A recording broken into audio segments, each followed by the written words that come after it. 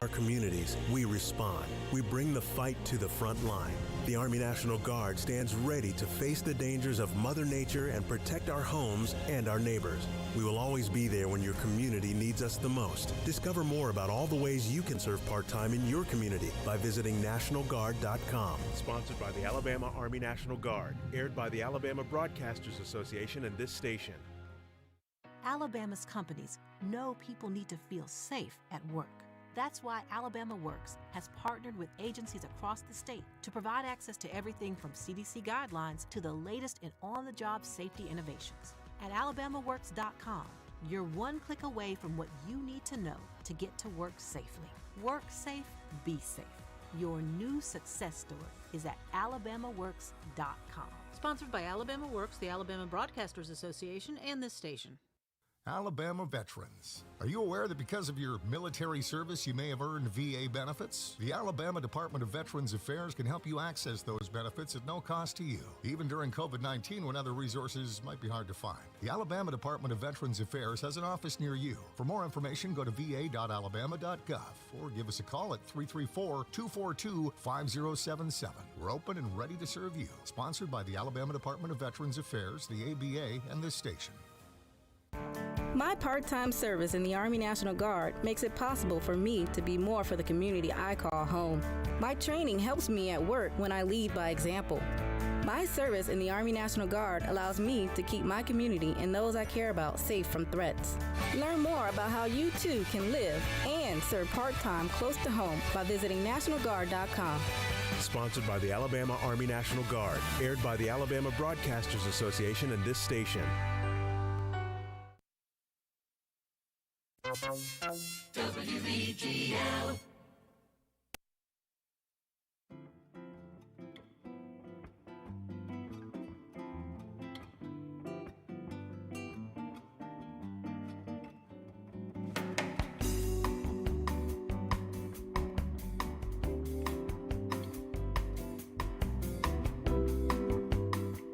Welcome back to Compact Discourse right here on WEGL 91.1 FM. I'm your host, Jack Harjourn, alongside Alex Houston and Davis Carroll, welcoming you into another exciting episode of Auburn's only morning drive time talk show run by students. So that is what we are doing here today. It is a very special episode of Compact Discourse today.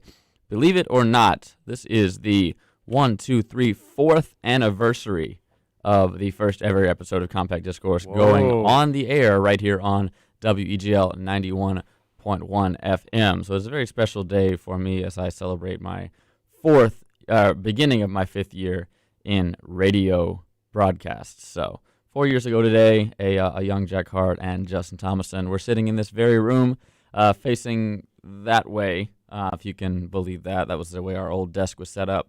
Joined alongside Britt Bowen sitting in on our first show. And that was exactly what happened back in the day. It was trained by Jared Dillard, who has since departed from us. And it was a lot of fun. My first show was not good, but that's, I've had some practice since What'd y'all then. talk about? We talked about the NFL and the whole kneeling situation. Ooh. Yeah, because that's what you talked about in fall of 2017, if you talk about sports. Yeah. Yeah, you're right. Sports and politics. That was what Compact Discourse was all about. So. I mean, I'm ready for I could do a return episode, Yeah, we do. Discussions are fun, that's all I'm saying. We do have a little bit of political news. Is that right? Is that right, Alex? Yes. So former U.S. Secretary of State Colin Powell has passed away after complications from COVID-19. He was 84 years old. Colin Powell, I believe, was the Secretary of State during George W. Bush's administration in his first term, and then he was one of the leaders of the Persian Gulf War offensive, if I'm not mistaken, and sort of helped design the entire Desert Storm operation in part, and it earned the Presidential Medal of Freedom twice, one of only 2 people to ever receive it twice. He was a 4-star general as well. Yes, he fought in Vietnam as well. So yeah, very distinguished and accomplished military general. Passed away, it appears just this morning, or at least last night. I can't tell. Mm-hmm. But yeah, he was 84 years old. So yes, that was Colin Powell, sadly dying of complications with COVID-19 at the age of 84 today. So we are going to move on to other things today, including Auburn versus Arkansas, which happened on Saturday at 11 a.m. If you were able to wake up in time to catch this one, as the Auburn Tigers traveled to Fayetteville to try to win their 6th straight against the Arkansas Razorbacks. And they ended up doing so as the Auburn Tigers come away with a 38-23 victory over the Razorbacks of Arkansas, downing the number 17th ranked team in the country and serving up Arkansas their 3rd straight conference loss after getting out to an amazing start. So Arkansas tumbles down the rankings once again as they have been served up 3 straight conference losses after defeating Texas A&M in Dallas. So that is what happened on Saturday. Bo Nix, your leading passer for the Auburn Tigers, of course, he went 21 of 26 for 292 yards and 2 touchdowns. He had 1 untimely interception, uncharacteristic interception, if I'm being honest with you, and that is where his final stat line sat. Tank Bigsby was your leading rusher. He had 18 for 68 and 1 touchdown. Not much of a rushing game able to be established on Saturday, but we will get to that. Demetrius Roberts, your leading receiver, he had 2 receptions for 81 yards and 1 long touchdown. KJ Jefferson was your leading passer for the Hogs. He was 21 of 35 for 228 and 2 house calls. He was also their leading rusher. He went 18 for 66. And their leading receiver was Burks. He had 9 receptions for 109 yards and 2 of those touchdowns. And that is where we sat at about 2:30 on Saturday afternoon after Auburn came away with a big win. So first thing, I want to ask you guys, I've never been to Fayetteville or to Donald W. Reynolds Razorback Stadium. So how was the experience overall? I mean, you guys have been to quite a few stadiums already this year. So how was the overall experience at Arkansas or Razorback Stadium? I will say it was very pro style is kind of the term I've been using. All the recent renovations to the stadium have made it a very pro style stadium. You have the 2 bleacher sections that go all the way up from behind the player benches all the way up to the 2nd and 3rd deck. But both end zones are almost completely occupied by club and suite level and press boxes and suite boxes, and especially in the visitor corner to our right was the new side of the stadium that was completed in 2014, I believe, that makes it a complete bowl. And that entire superstructure is, I think, a recruiting center and executive suites and club section. So that the stadium was very pro-style, and the flow of the game was very pro-style. There was a lot of like man on the street. I know the Braves do that a lot, where they just have someone running around to the student section with a microphone and throwing stuff at people and getting people hyped up. So that was very pro-style, and there were like a lot of like sound effects, if that makes sense. I think Davis was mentioning how it's kind of like an NBA game, where like when they would cause a false start, they'd play like a truck backing up sound. So it was very different from how Auburn does it. The band did completely different things. It was also homecoming, so we got to watch the homecoming coronation at the same time, so that was interesting. But of course the calling the Hogs, that was a spectacle. Every guest they brought out got to call the Hogs, and it's a little more time consuming than a War Eagle, is what I'll say.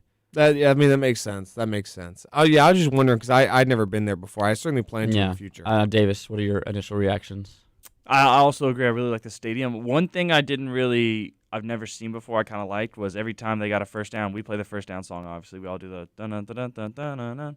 But their announcer, who kind of sounds like the NCAA announcer we were talking about, if you just drop him an octave, he'd always go, and that's another Razorback, and then all the fans go, first down, which I thought was kind of cool, but they kind of stopped really getting into it.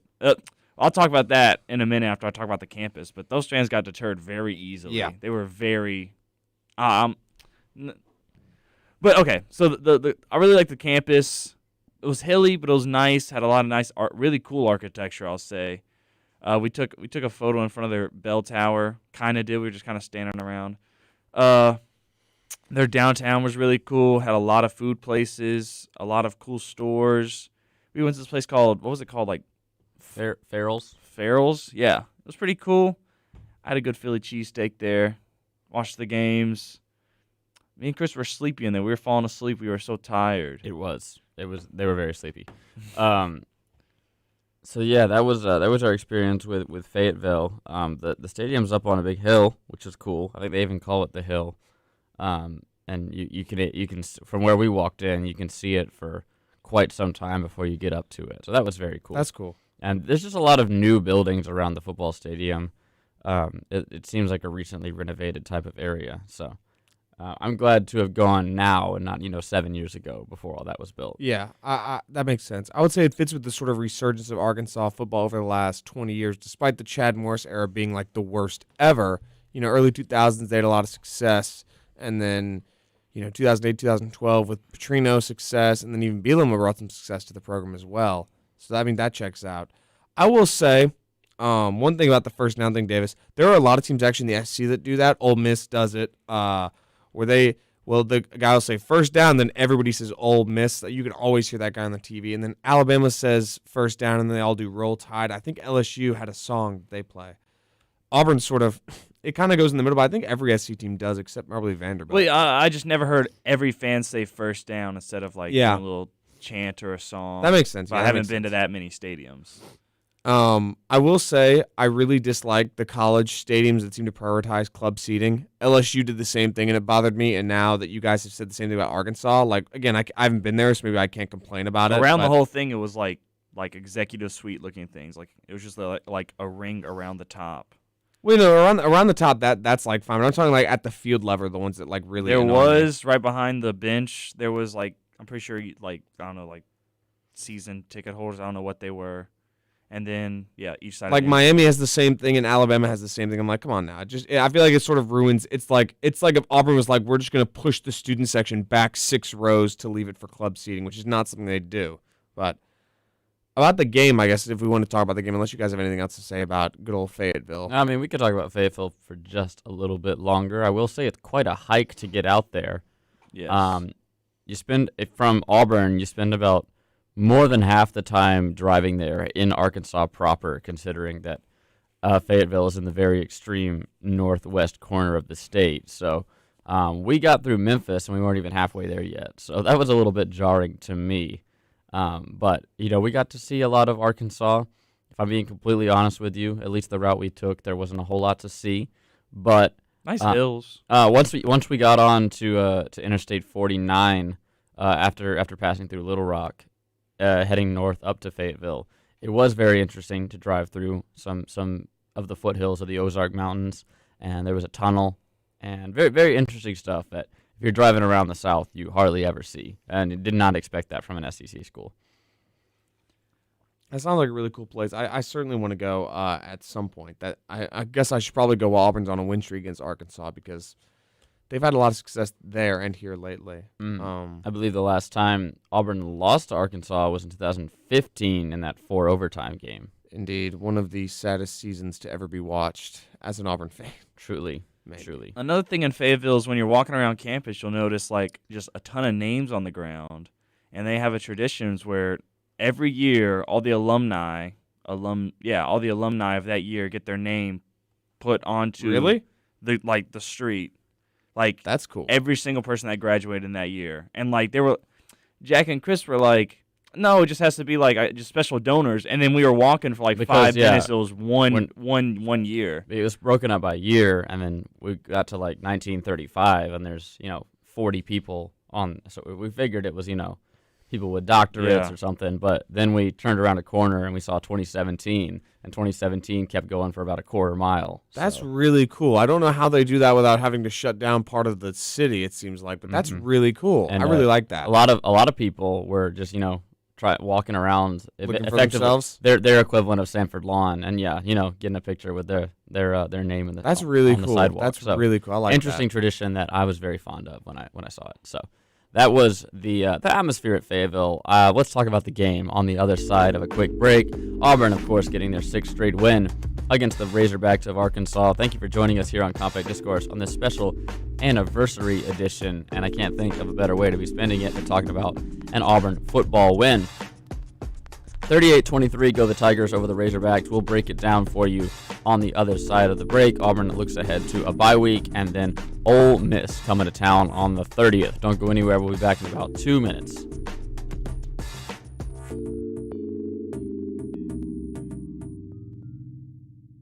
If you've been working, you've already proven yourself in ways you may not even notice. Managing your time, communicating effectively, and working as part of a team are key skills that employers value.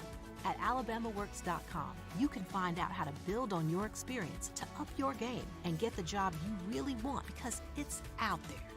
Start your new success story at alabamaworks.com.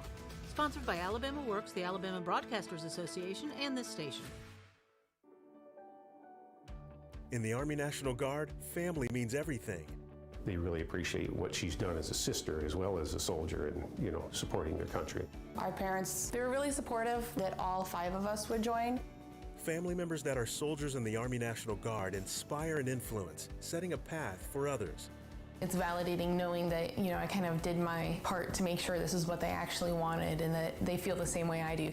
I'm really proud that we get to help shape the future, and I know that my sisters are going to be amazing soldiers. Serving part-time in the Army National Guard instills pride that you and your family will share in. A lot of pride, and they're just out there doing something every day and then serving their country as well.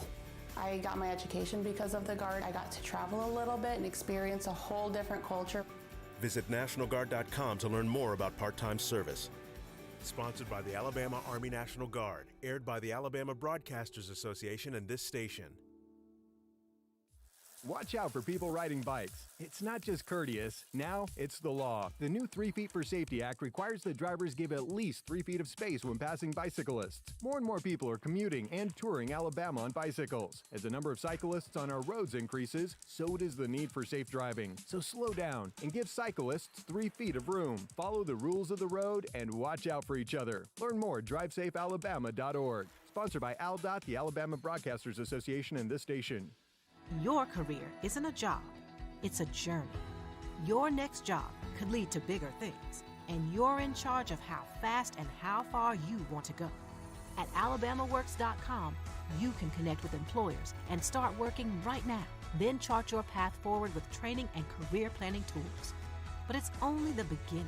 Start a great success story at alabamaworks.com. Sponsored by Alabama Works, the Alabama Broadcasters Association, and this station. The Army National Guard is committed to keeping the country safe and our communities secure.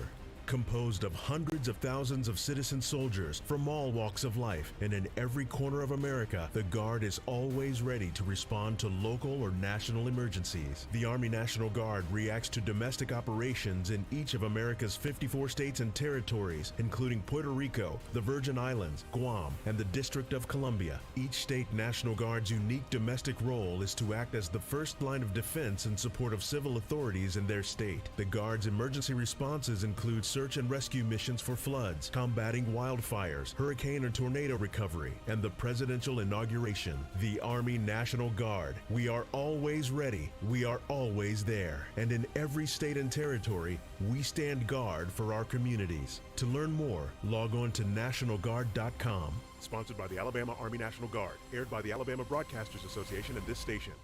COVID-19 changed everything, and good information has never been more important. There are jobs available right now. Get the facts about what it takes to get one and how you can take action.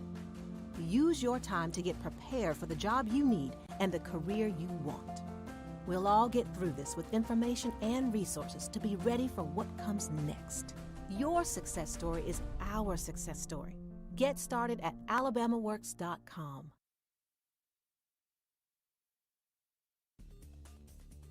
The Delta variant cases of COVID-19 might be more infectious and more transmissible, but there is something we each can do to limit the spread of coronavirus. Wear a mask. Whether it's homemade or manufactured, embellished or plain, wearing a face mask or covering in public, in addition to social distancing and regular hand washing, is one of the easiest ways to protect yourself and others from coronavirus. According to the CDC, wearing a mask is an important part of a layered prevention approach that not only helps to limit cases of COVID-19 infections in communities where vaccination rates are low, but doing so can also limit the emergence of future COVID-19 variants. By wearing a mask or face covering, especially in crowded indoor spaces or busy areas with limited ventilation or poor air quality, you can do your part to keep yourself, your family, and others around you safe. For more information, visit our website at alabamapublichealth.gov. That's alabamapublichealth.gov. COVID-19 changed everything, and good information has never been more important. There are jobs available right now. Get the facts about what it takes to get one and how you can take action. Use your time to get prepared for the job you need and the career you want. We'll all get through this with information and resources to be ready for what comes next. Your success story is our success story. Get started at alabamaworks.com. My community means everything to me. That's why I joined the Army National Guard. I'm proud of where I'm from, and as a soldier, I get to give back to the people that helped me succeed. The training and leadership skills I get from the Army National Guard help me every day when I teach young people and look out for my community. If you'd like to learn how you too can serve part-time in the community you love, visit nationalguard.com. Sponsored by the Alabama Army National Guard. Aired by the Alabama Broadcasters Association and this station. 91.1 WEGL FM, Auburn University.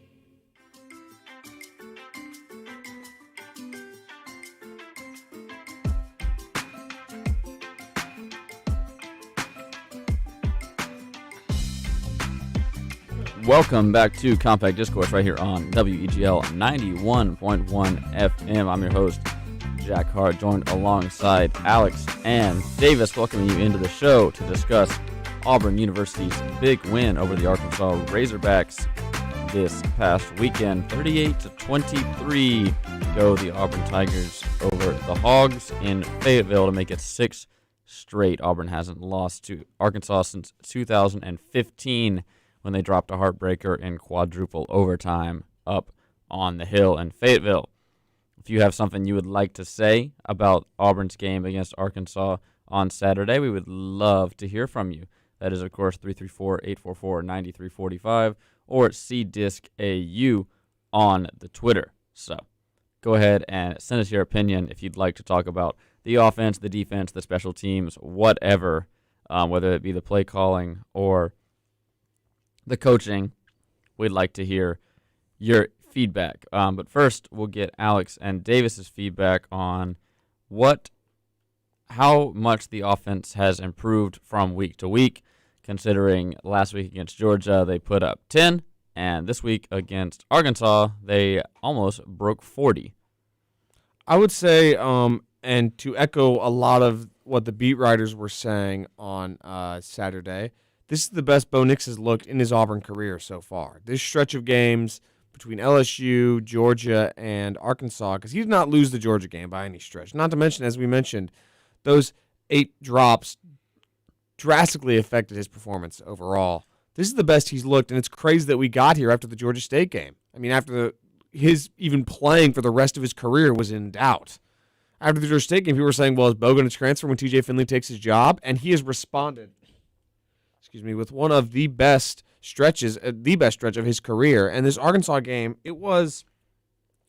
I perhaps sound like a bit of a broken record here because it feels like every week we've talked about, at least I've talked about, how important this game was for the Brian Harsin era, right? It was Penn State was set the tone different to the Gus Malzahn era of laying a complete egg on the road, right? Then LSU was, can he do what no coach has done since 1999, right? And that was the question then. And even further down the line, you've got the Georgia game. What can he do against a rival that Gus had beaten at home, right? Well, what can Harsin do there? But this game, and I mentioned it in the bullpen last week, this game was the possible difference between 6-6 and 8-4, which is the Birmingham Bowl versus the Outback Bowl.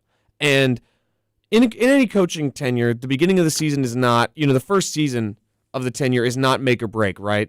Nick Saban's first year at Alabama was not good. They lost to ULM, right? But it comes down to having to recruit from behind or recruit from ahead, right? Like where you're having to sell people on what you can be versus selling people on what you are. And that's where the first season can be crucial if you want to be able to sell people on what you are. And I think this game was just very crucial for Auburn to sort of set the tone for the remainder of this season, because I don't know what's going to happen down the line. I don't know what's going to happen against Ole Miss or when they go to Kyle Field or any of those games. But this was definitely a game that they were not favored to win, and they did in convincing fashion on the road against a top 25 opponent. I do not believe Arkansas is that great of a team, but they are a good team, and that was the biggest SEC game they've had in 3 years. And I know it was an 11 a.m. kick, but I mean, the crowd seemed to come out ready to go for that game. Davis, you mentioned they got deterred very easily, but the crowd was there, and that was a tough game in a tougher environment, and they showed out, and the offense looked a lot better. They were there. They just didn't do anything. They were we were on the goal line. They made no sound. Well, that's unfortunate. And then later on in the game, when there was the pass interference call for us, they just booed the whole time. I heard that on TV. Booed incessantly for like the next 3 drives. I'm sorry if you're an Arkansas fan, but the atmosphere there wasn't really doing it for me. And they were whining about every call. And then at the beginning of the game, everybody had, it was a fumble sign. And then on the screen, it even said it was a fumble. I mean, they're acting like they were going to win the national championship from that fumble. Yeah, that was certainly a bold strategy from the marketing team for Arkansas. I don't recall ever seeing a team harp on a bad call that much and use it in promotional packages and on the Jumbotron. I mean, Auburn did not build a hype video for their next LSU match after 2018 saying, look at that pass interference call that you missed. Hold on Derek Brown. Exactly. Which one? 6 of them? I mean, there's certainly videos made by independent people on YouTube that you can watch and posted by people unaffiliated with the university, but the university itself did not shove that forward and say, look at this, which was very odd. And that's traditionally not something teams want to cultivate in their fan base, because that just cultivates an anger that is not preferred, and an anger that leads to things that happened in Tennessee, which we can get to a little later in the show, I'm sure. But and speaking of the video board as well, something else for you. Go ahead. Video board I was not a fan, because they'd be playing like their third down thing, or like they'd be playing their replay or their third down team while the play was happening. And we were in a spot where we couldn't always see, so we'd be trying to watch the video board. But I think the video board to our right above us was always playing the game. And then when the 1,000 ref replays happened, they just didn't know what to do, so they just played the ESPN or CBS Sports, whoever was broadcasting it. They just literally put every single camera view up there, and then it freeze, and they wouldn't know what to do. Well, not everybody can be WEGL Productions, I guess. I think I'm done harping right now. That is fine, but this was a very signature game, I think, for Auburn and for Harsin. 15-point win on the road against Arkansas, and a lot of people were criticizing. I saw this during the game. You guys were probably not monitoring Twitter during it, and I can talk about this a bit after the break as well, but a lot of people were criticizing Auburn's lack of ability to run the football against a team that has allowed other opposing teams to run the football, Georgia and Ole Miss, because Arkansas traditionally runs a 3-man front. Nobody seemed to notice that Arkansas dramatically changed their defense to address that. They were running 4-man front, something they haven't done all season. And they were daring Auburn to pass the football, and Auburn met the challenge with, obviously, Bo Nix having the best game of his career. That one interception, honestly, was an arm punt. I think they told him take the shot. If it's picked off, it's picked off. It was a great play by the defender. Would I have liked Auburn to keep dinking and dunking their way down the field to get points? Yeah, but I'm also not mad with them taking shots, because being aggressive is something that this coaching staff has been preaching over and over, 4th-and-1 mentality. And obviously that doesn't call for being constantly aggressive, but in those moments, I'm fine with it. But I think there's really a lot of positives to take away on the offensive side and on the defensive side, which I can talk about after this break. Yeah, the defense, I think, showed a lot of fight. There were a lot of times they could have given up and let Arkansas back into the game, but they never did. I think they had 2 4th-down stops, a defensive touchdown, and plenty of hard hits. The QB contain, I thought, was going to be a problem after Trevor, what is T.J. Jefferson. Penn State's quarterback. Oh, sorry. Sean Clifford. After Auburn's QB contain and pressure made Sean Clifford look, Heisman worthy. This second week of the season, I was really worried what a mobile quarterback could do. And in the first quarter, I was really scared. By the way, he trucked somebody, he was getting away, he was fooling the defense. But halftime adjustments really made the Jefferson's legs a non-factor and allowed the team to get where they were by the fourth quarter. And I don't know what the view was there, but on the TV, there's a lot of running opportunities that he just seemed to pass up, which I'd chalk that up to something that a lot of people mentioned, just wear and tear from Georgia and Ole Miss, 2 hard-fought games, back-to-back weeks. I think he certainly wasn't going to want to do the Cam Newton approach and take 50 hits a game. So that's probably why, but I think they definitely did make a lot of adjustments. And the defense, this is probably their best performance of the year considering the competition they face. Mm-hmm. We'll talk about that defensive touchdown. We'll talk about that one-play drive, and we will talk about those fourth down stops. All that and more coming up as we continue to discuss Auburn and Arkansas here on Compact Discourse. Don't go anywhere. We'll be right back with some more of Auburn's only drive time morning show run by students. In Alabama, the recycling industry employs nearly 11,000 men and women. Recycling just 10% more would create an additional 1,400 jobs and $66 million in personal income. To learn about recycling opportunities in your area, contact the East Alabama Recycling Partnership. Recycling works in Alabama. Brought to you by the East Alabama Recycling Partnership, the Alabama Broadcasters Association, and this station. Hi, I'm Harrison Smith. You may know me from my work as Scuba, one of the hosts of the hit award-winning show Nerdcore on WEGL 91.1 FM. But what you may not know about me is that I'm a website enthusiast. That's why I'm here to tell you about WeagleFM.com. It's our hotspot on the web with live broadcast articles and more. It's like a gift that keeps on giving. Tune into your favorite shows at any time with a 24/7 online stream right on the homepage. And don't forget to check out the schedule for our station's full selection of music, sports, and talk shows. For the sports fans, there's articles aplenty covering all of the current events in football, basketball, and beyond. For those music fans, WEGL FM has got you covered. We have album and concert reviews and theme playlists for any mood. We even have live musical performances with WEGL Sessions. There's more than enough content here to keep you procrastinated when you really should be studying for that test. That's right, we know you've been slacking off. Get back to it, lazy. So, no matter what sound you're looking for, we've got it only on WeagleFM.com. That's WEGLFM.com and Weagle 91.1 FM, Auburn. 1 in 5 people in the U.S. have an STD, and many people have no symptoms. Do you know your status? Alabama residents and students attending Alabama colleges and universities can request a free at-home test for chlamydia, gonorrhea, HIV, and syphilis to be mailed right to your door. Go to adph.mybinks, that's BINXhealth.com. Again, it's mybinkshealth.com. The kit is free and confidential. Sponsored by the Alabama Department of Public Health, the Alabama Broadcasters Association, and this station. WEGL Auburn.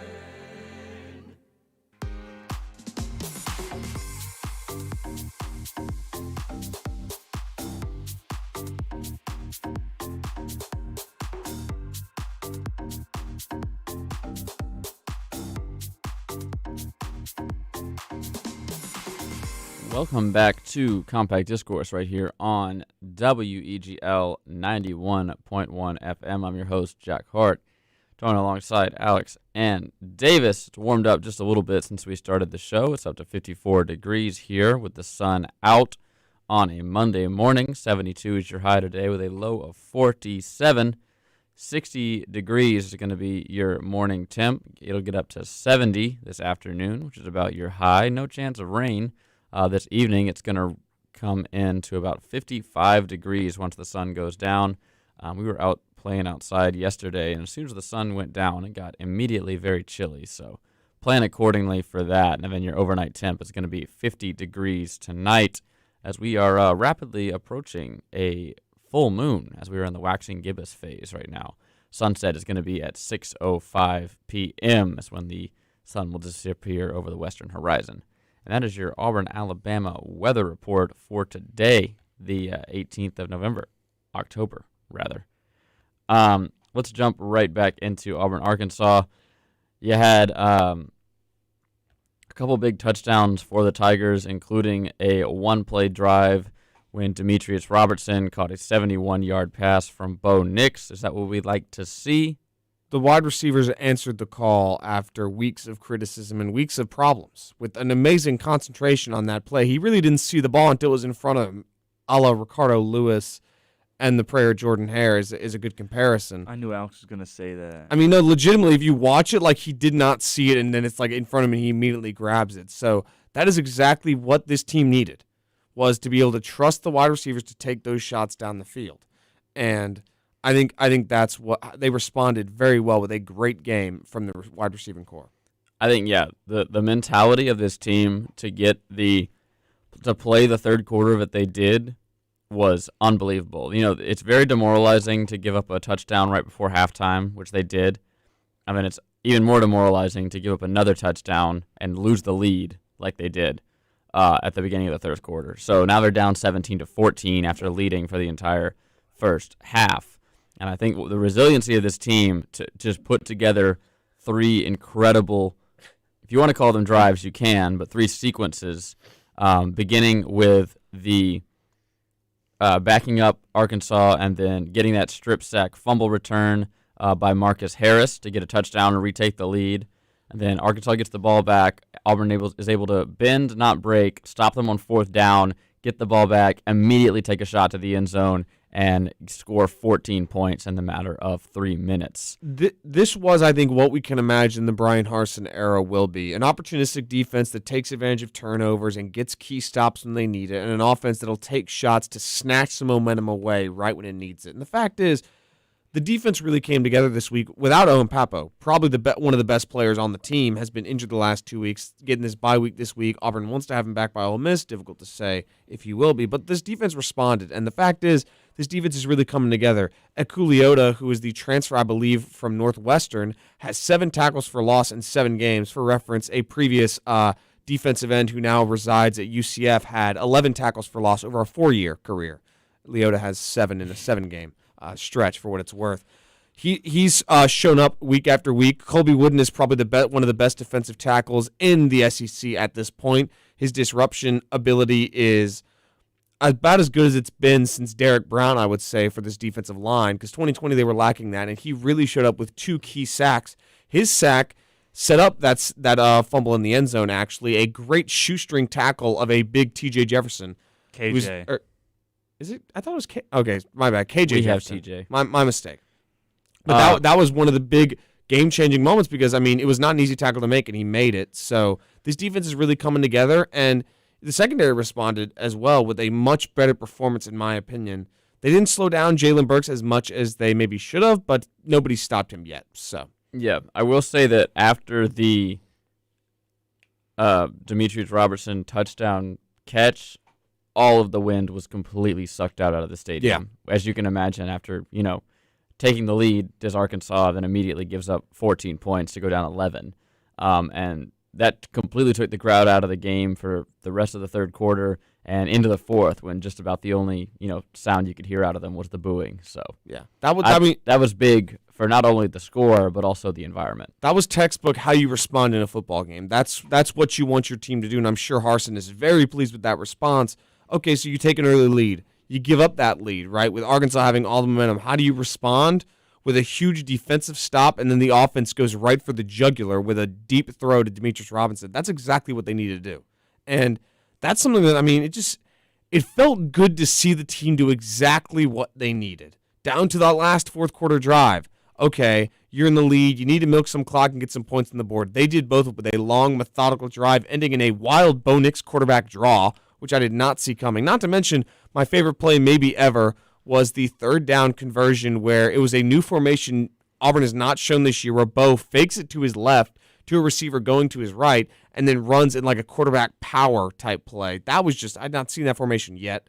That was cool to see. I mean, it's just a lot of positives for this game and a lot, to take into this bye week to get ready for Ole Miss, a good football team who will be coming off a tough 3-game stretch of a lot of very competitive games. But just really positive performance from Auburn in all phases, I would say. Even running the football, despite the fact that I think Auburn is starting to acknowledge the fact that their offensive line does not have a lot of strength run blocking. They don't. Pass blocking, I think they've shown a lot of improvement. But running the ball, it's just not going to be their forte this year, especially against teams that are running 4-man fronts against them. It just doesn't work as well as it should. And they're adapting to that with a lot more stretch in the field, a lot of tosses, which I like the power toss plays that they run. Even though it is old-fashioned, I think it works.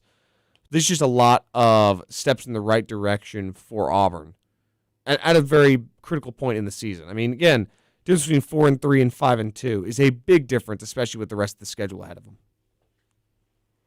Anybody else?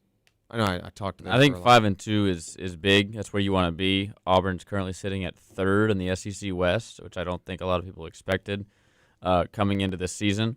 And that makes that game with Mississippi coming up in a few weeks even more pivotal because Auburn wins that game and they're number 2 behind Bama. So there's a lot to be considered here when it comes to. I think this Auburn team in some ways is underwhelming expectations, which we saw with just lack of execution. But I think this Arkansas win is giving a lot of people hope and excitement, enthusiasm about, and like you said, this difference between recruiting from behind or recruiting from ahead. And I think you can't give enough credit to what, Derek Mason and Harsin are doing with their limited talent pool. They're taking on, the best of the best and at least putting up a competent performance. And, I think Auburn probably played Georgia closer than Kentucky did. I watched most of that Kentucky game, and while the score might fool you into thinking Kentucky scored more than Auburn, I think Auburn was moving the ball better and take away those drops, and I think we're looking at something like a 34-20 rather than a 34-13 or 34-10 like we got. Definitely, and you want to talk about lack of talent. I think it's important to mention this was a big week for Auburn football in general with the signings or the commitments of Eston Harris Jr. and Drew Bobo, 2 offensive linemen for the Tigers. And Eston Harris, a lot of people harping on the fact that he is a 3-star. This was after the Georgia game. Everyone's like, 3 stars can't beat 5 stars. Having stars matter and whatnot. Eston Harris, a 3-star, is the highest-rated offensive lineman recruit Auburn has had since 2017. Oh, my goodness. Which is insane.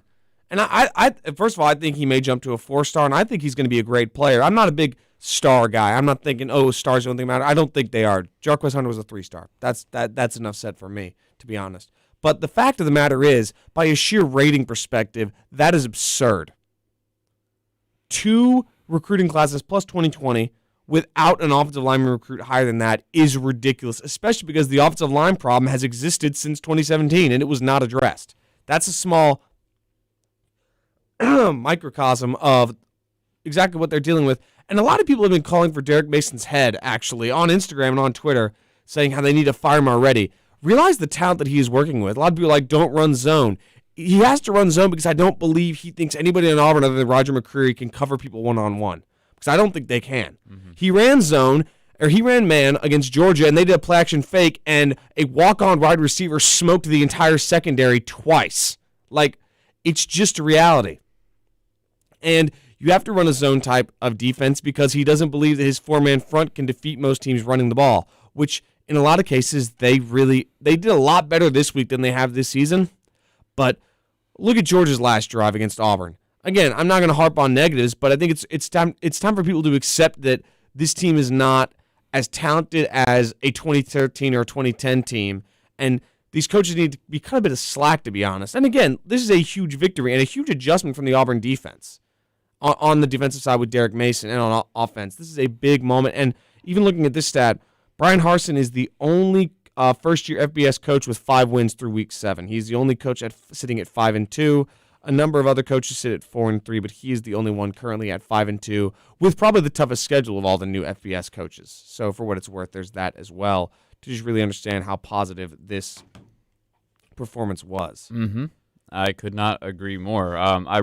The more I think about it, the more pleased I am with the resiliency of this team, what it means for the rest of the season. It's given us some meaningful November games, which I don't think a lot of people expected heading into the season. And I think, if anything, that Georgia game being moved up from, late November to early October only does good things for Auburn, as it might be a little bit out of the public conscious by the time it comes, for bowl picking time. So I think lots to be excited about for Auburn, especially getting some rest over this upcoming weekend and gearing up for a potentially top 10 Ole Miss team coming to town on the 30th of October. and we await the announcement for when that game is going to be on the clock as we move ever so closer day by day to the continuation of the college football season. All right, a lot to get to in the second hour, including the new AP poll, scores from Saturday, scores from Sunday, playoff baseball, a lot to squeeze into 1 hour, so don't go anywhere. We will be right here for Compact Discourse in a few minutes. We will be right back. I'm Jack Hart, joined alongside Alex and Davis. Keep it right here on WEGL 91.1 FM, Auburn's only student-run radio station since 1971. 50 years of WEGL.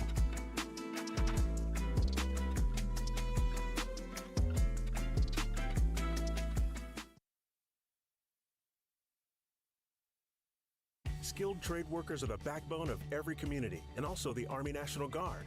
Soldiers trained to keep the power flowing, engines running, and in every other trade needed to accomplish the mission. These soldiers are on the fast track to learning skills that can set them up for success at home with companies looking to hire the best. Their resumes are being built through their paid training and part-time service. Find out how you too can learn a trade profession by visiting NationalGuard.com. Sponsored by the Alabama Army National Guard. Aired by the Alabama Broadcasters Association and this station. Tossing food wrappers and soda cups can be expensive. That $7.99 value meal you threw out the window could cost you $500 in fines. And if you don't learn your lesson the first time, a second fine will cost you $1,000. Put garbage in its place. Throw away your trash, not your cash. Sponsored by the Alabama Department of Transportation, Alabama Law Enforcement Agency, Alabama Broadcasters Association, and this station.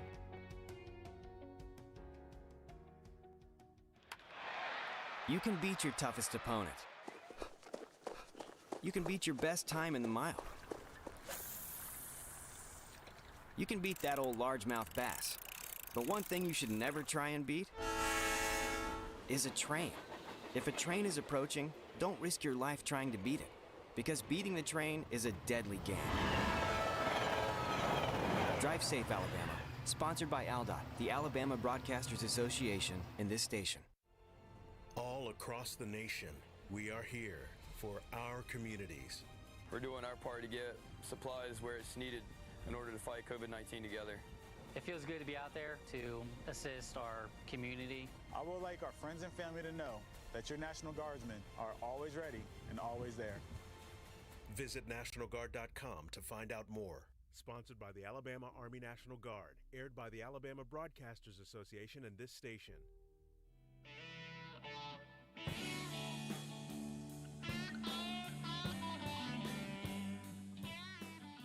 What's up, Auburn? This is your host, DJ P of the Woodstock Hour, WEGL's longest-running classic rock show. Feel free to tune in every Wednesday at 7 p.m. for an hour of peace, love, and music.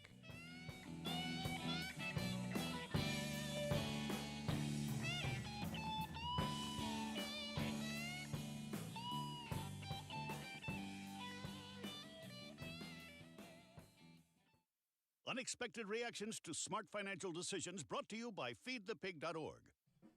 Well, I finally did it. I improved my credit score. You're kidding, right? No. How are we supposed to be the bad boys of electro-synth pop if you're out there being responsible? The band is about to be discovered. This is our year. Yeah, you've been saying that for a while now. You think anyone in the Rock and Roll Hall of Fame was worried about their credit score? I never really thought that. Of course they weren't. Rock stars aren't supposed to think about that kind of stuff. We're supposed to think about how many guitars we've smashed, write aggressively sensitive power ballads, start questionable fashion trends, tragically break up and blame creative differences. All right, I thought maybe it was time to take control of my finances, you know? Start using a budget, get out of debt, set some goals. A budget? Debt? Set some goals? Listen, I knew that we'd have our creative differences, but I was hoping they'd involve a little more scandal.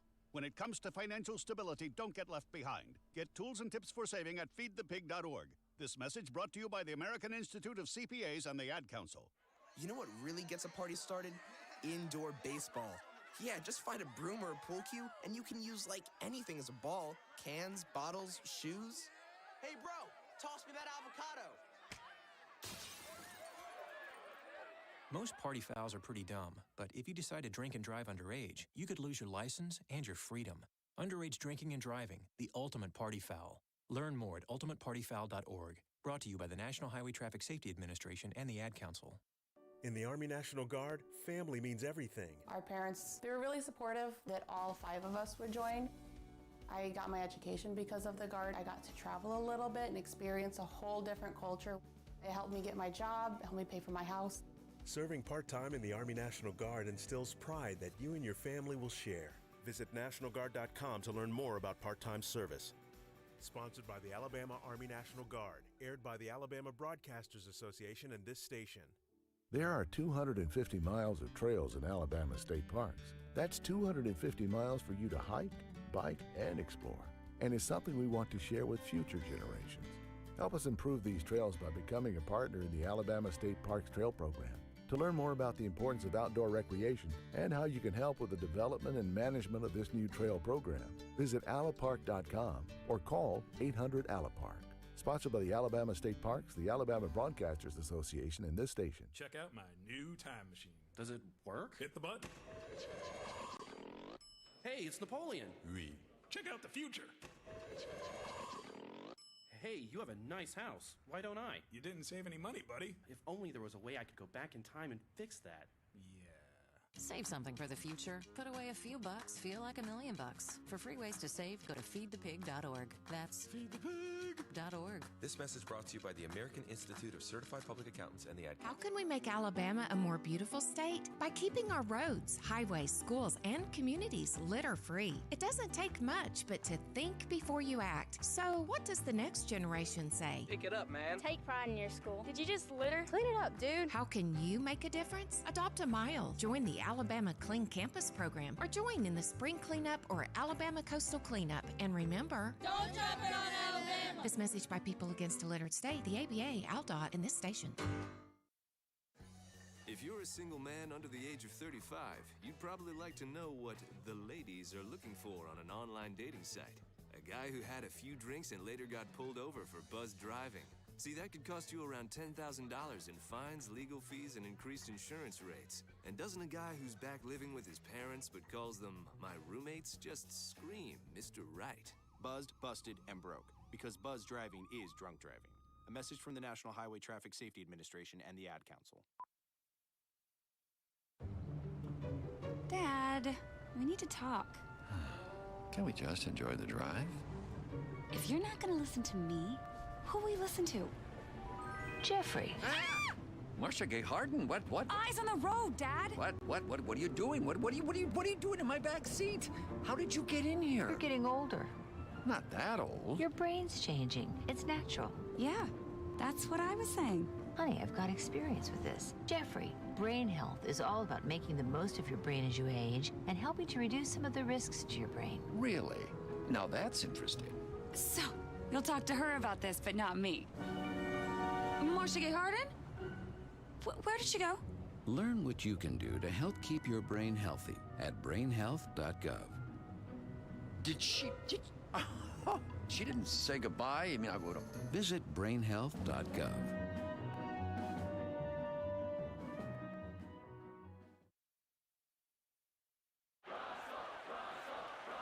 Hey, Russell Wilson here, and I know how important exercise is. It's essential. It's essential. With Play 60, United Way and the NFL are helping kids stay active and play at least 60 minutes a day. Healthy kids. Healthy kids. But what this place needs is you. To donate or volunteer, go to unitedway.org/play60 because great things happen when we live united. Donate. Are you guys going to do that every time? Yes, of course. Yes, of course. Brought to you by United Way and the Ad Council. From FM 91. The Mike Lee Morning Show. WEGL Auburn.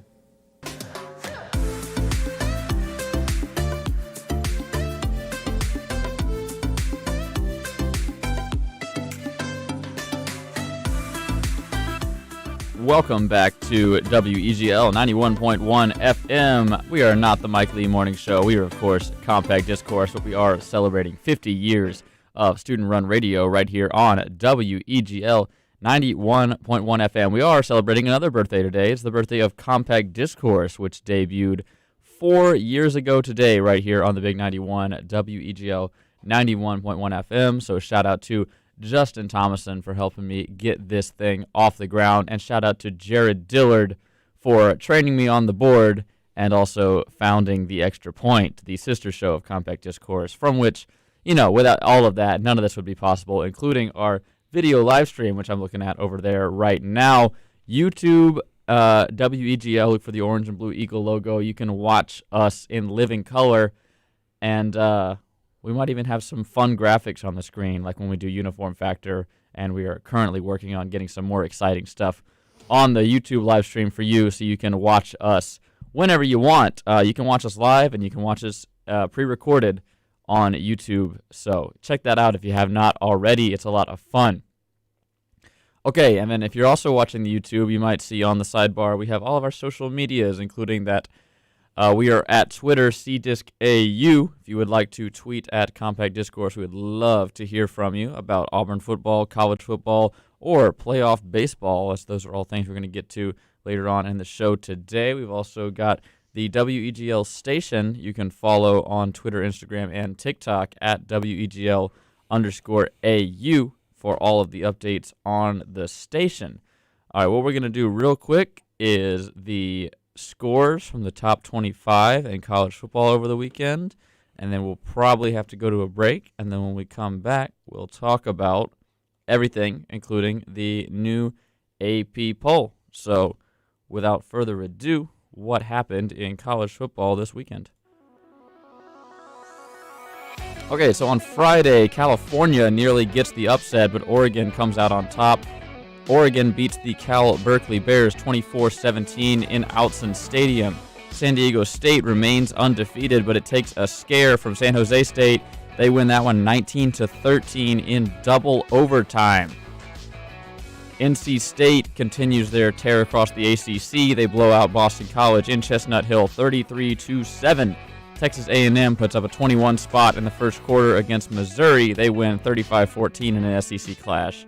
In the highest ever scoring matchup between the Florida Gators and LSU Tigers, Florida comes out on top 49-42 in a wild shootout.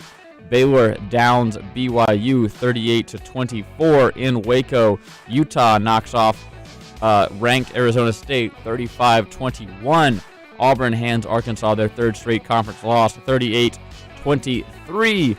Ole Miss travels up to the unfriendly confines of Rocky Top and escapes with a 31-26 win in that one. Oklahoma State remains undefeated. They defeat Texas 32-24.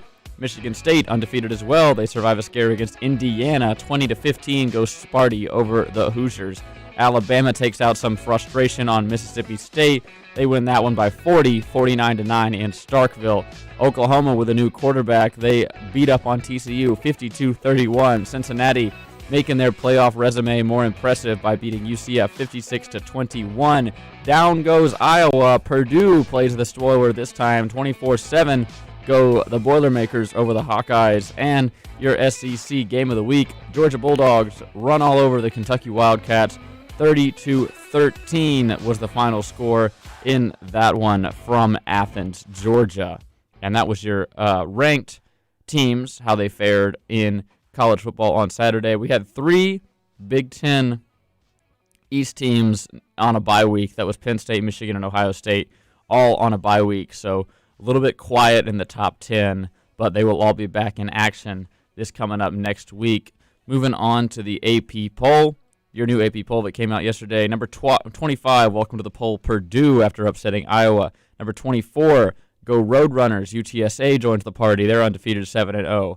Pittsburgh Panthers crash the party. It's ACC making an appearance once again. San Diego State, after surviving against San Jose State, nowhere to go but up, and they do, up 2 spots to 22. SMU, they jump in as well. Everyone's moving up the ladder after Arkansas falls off the poll. It's 21, go the Pony Express of SMU. Baylor in there at 20 after being unranked. Joined by Auburn, also unranked, jumping up to 19. Welcome back to the poll, Auburn. NC State jumps up 4 spots to 18. They are 5-1. A&M moving on up. They are 17th now. Wake Forest still undefeated. They're stuck at 16. Kentucky tumbles down to 15. Coastal takes their spot, 14. Notre Dame is now 13. Ole Miss jumps 1 to 12. Iowa tumbles from 2 down to 11th is where the Hawkeyes sit. Number 10 is Oregon. Michigan State, Oklahoma State are both undefeated, 9 and 8 respectively. Your 3 Big Ten teams, Penn State, Michigan, and Ohio State, all had bye weeks, so they stay at 7, 6, and 5. And your new college football playoff, Alabama 6 and 1, Oklahoma 7 and 0, Cincinnati undefeated at 6 and 0, and your Georgia Bulldogs 7 and 0 at the top spot on the poll. So that's the AP poll. That's the college football scores. We will be back with some thoughts and analysis on what happened this week in college football on the other side of this break. So don't go anywhere. We will be right back.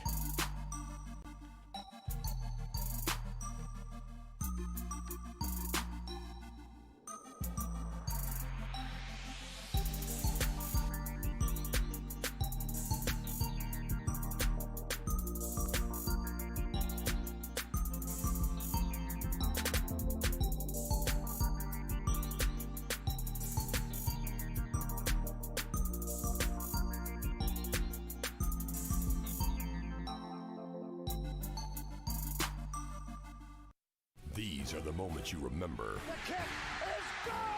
Auburn wins! These are the sounds you celebrate. Fastball driven, deep left center field! David Ross, you have company! Whether it's the stadium, the arena, or the ballpark. Auburn 75, Kentucky 70. I think I'll storm the court. There goes Davis! Oh my God. Your home for Auburn sports is the Auburn Sports Network.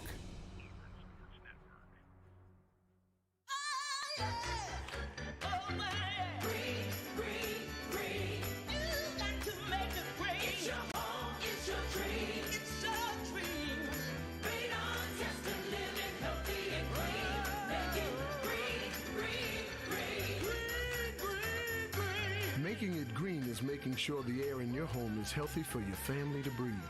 Make sure you test your home for the presence of radon. It's easy. To learn more, call 866-730-GREEN. Preserve your family's health and well-being. Get your home tested. That's living healthy and green. Make it green, green, green.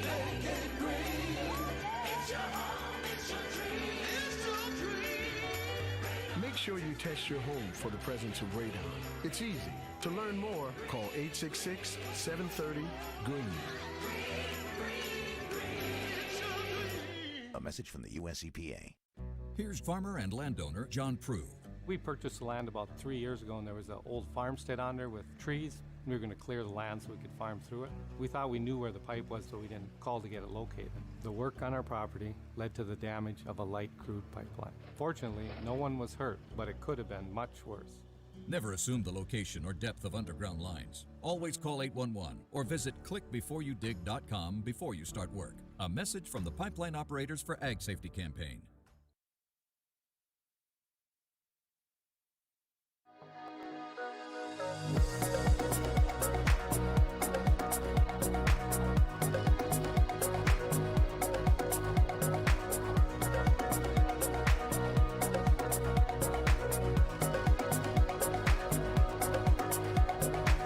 Welcome back to Compact Discourse right here on WEGL 91.1 FM, WEGLFM.com, or watching or listening on YouTube, listening to our podcast. All of our episodes are available 100% PSA break free as a podcast. Just search for Compact Discourse on your podcast player of choice. All right, let's jump right into college football. Notable stories, notable headlines, plenty to get to, including the unfriendly confines of Rocky Top, as Lane Kiffin made a trip back to his former coaching job, and plenty of other stories, including the Big Ten spoilers going at it. Usually it's Iowa doing the upsetting in Kinnick Stadium, but unfortunately for their playoff chances, it's them getting upset by Purdue, who has the most ever wins over an AP top 2 opponent. When unranked. Do the Boilermakers when unranked. So yes, that's what happens when you play with fire. Yeah, Purdue and Iowa are like fire and gasoline. You can't put them together. Bad things are going to happen. Oklahoma seems like they have a new quarterback, to the delight of Davis, as Caleb Williams throws for 5 touchdowns in his starting debut. Alabama looks like They are not seeing ghosts anymore as they take down Mississippi State 49-9. Sparty still undefeated as we have 4 potential playoff teams that could come out of the Big Ten East, depending on what happens there. My favorite to sneak into the playoff and win the Big 12, Oklahoma State, has an impressive comeback win and good defense, I might add, in a win against Texas. And Arizona State, it seems like the Pac-12, unless Oregon can put something together in a hurry, their playoff chances, along with the ACCs, are completely cooked. I'm sorry. You also have Florida and LSU. Coach O is out, but he does get a big win as the number 20 Florida Gators have become unranked as they have lost to LSU. I cannot believe that that could not have gone more poorly for LSU athletic department than announcing his firing after probably the biggest win of his season so far. I mean, not probably, definitely. Definitely. I mean, even though it is against a bad Florida team that I think is bad, I mean, I think that's certainly not what you want to do. I don't know why you wanted to wait till the end of the season, because a lot of people said, oh, well, in his full release, Scott Woodward, the athletic director and resident moron, in my opinion, said that the idea was Coach O will assist in recruiting and assist in getting the most success possible.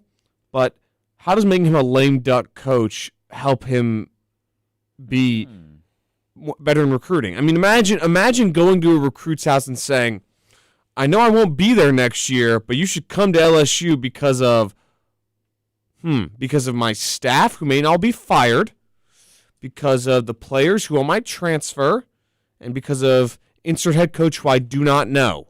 It's stupid, in my opinion. I mean, you're handcuffing a guy saying, yep, this is the best thing for our program. Just fire him at the end of the year. Who cares? I mean, did they negotiate? I don't know if they negotiated a better buyout. If they negotiated a better buyout, if that's what happened, I don't know that. He's still getting the $17 million. I don't know how you can get a better buyout. I mean, as in LSU doesn't have to pay $17 million is what I mean, for their sake. But this, in my opinion, is a bonehead move, really, because it all it does is give them a lame duck coach. A coach recruiting when everybody thinks he's going to be fired is bad enough. A coach recruiting when he's already been fired is worse. It does nothing to help the program, in my opinion. It only further gives them problems. Not to mention, I mean, I don't like Coach O. I think he's a bad coach. I think the running gag that anytime the camera's on him, his headset is up, is not just a gag but reality, and the fact that he doesn't know what's going on half the time. Just saying. I mean, for all of my critiques of Gus, at least he looked like he was talking to somebody. Coach O doesn't look like there's anybody even in the headset. I'm pretty sure it's just a piece of cardboard that they stick on his head at this point. I'm not sure it actually functions. And regardless of those criticisms, do I believe he's worthy of being fired? No, to be honest. I think he was the answer to the Les Miles problem, because when they hired Coach O, and the reason it worked is because he was the opposite of Les Miles. Because Les Miles, as great of a recruiter as he was, as great of a motivator as he was probably the most stubborn coach in college football because he refused to adapt his 1912 offense. Yes, the halfback toss up the middle with my 38th fullback on the roster will definitely beat Alabama, as they lost by 30, right? Coach O was the opposite. He acknowledged the fact that he's not the best to coach the offense or the defense, and he let them all do whatever they wanted, which is fair. But I think that is certainly something that you want, honestly, in a coach more so. And not to mention, they've had a rough go of it with a lot of talent leaving, a lot of injuries, and a lot of transfers and people sitting out last year. Honestly, I don't think last year should count against him, in my opinion. I mean, last year was a crazy year for a lot of teams. A lot of people sitting out, a lot of people getting injured. I think it's a bit rushed to judgment here, because who do you bring in? Joe Brady's not coming back. He doesn't like college football. He doesn't like recruiting. That's been established. Not to mention, Joe Brady was an offensive assistant. He did not call the plays. He assisted in Esmager adapting his offense, yes, but he did not call the plays. So who do you bring in? Who do you guys think they're going to bring in? I have no clue. No, that's why I'm not a fan of coaching changes unless you have a plan. Exactly. I would hope the Metairie Mafia, as we like to call them, the LSU athletic department, has a plan moving forward. Otherwise, you just cooked your program for another 3 years. The only viable options, in my opinion. People are saying Luke Fickell. Luke Fickell's not leaving Cincinnati, I don't believe. I do not. I believe Luke Fickell would be staying in the Midwest and Northeast area I think he likes that area. I think he wants to get back to Ohio State if he can, but I don't think he will unless Ryan Day torpedoes the entire program, which I doubt will happen. But, I mean, other options, okay, Urban Meyer. There you go. Yeah. Genuinely, I'm not even kidding. I could see that happening. They give him a chance to get out of Jacksonville. Lord knows that. The thing is, though, Urban Meyer's not coming to the SC because he doesn't want to get destroyed by Saban year in and year out, which is why he left the first place. Oh, gosh, getting beat by 40 gave me the headaches. No, it's ridiculous. I'm sorry. Cristobal. Do you want Cristobal? I mean, I'm not an LSU fan. I don't have an opinion one of the. I'm talking about like as the program perspective. I like Cristobal as a coach. When Auburn was looking for a coach and he was in the rumors, I was interested in getting Cristobal. I don't know if you even want Cristobal, to be honest. I don't know. Like, I don't think he is an option. Like, I mean, I don't think he's better, especially because you're bringing a Pac-12 guy to the Southeastern Conference. I mean, do you go in-state and get Billy Napier from Louisiana Lafayette? Maybe. They're doing pretty good this year, but they did also just have a loss to a Texas team by 20 who is not a very good Texas team for what it's worth, right? Do you get Mel Tucker from Michigan State? Maybe. But I just don't think there really are a lot of great options out there already. A lot of guys I don't think are going to want to leave. I don't think getting Luke Fickell's as easy as 1, 2, 3. Jimbo Fisher you could have gotten a year ago, but Texas A&M knew LSU was going to go after Jimbo and signed him to a 30-year extension, which he's not going to leave. Because if he leaves that, he has to pay it back. Davis, are you treating your phone like a bouncy ball?